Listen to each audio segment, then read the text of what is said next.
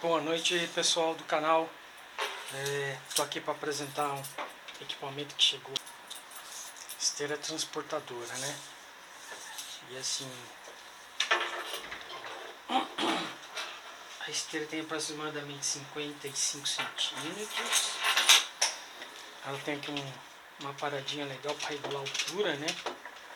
Um pouco mais baixo, um pouco mais alto.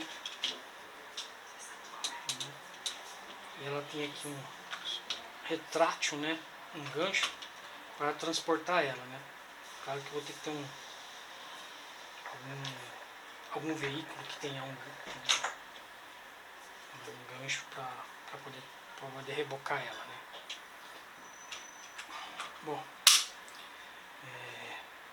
eu vou fazer um upgrade nela, né? Porque na verdade ela vem ela vem manual, né? O processo dela aqui é manual, tá?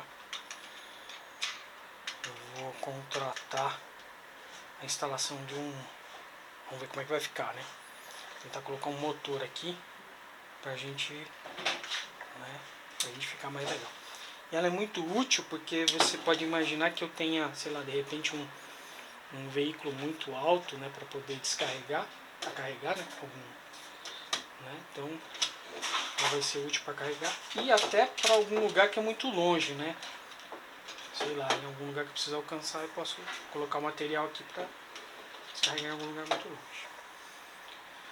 Bom, esse vídeo é bem simples mesmo, bem curto. Isso aqui não tem equipamentos eletrônicos, né, não há muito o que se explicar, né. Então tá aqui a esteira transportadora. Obrigado, boa noite.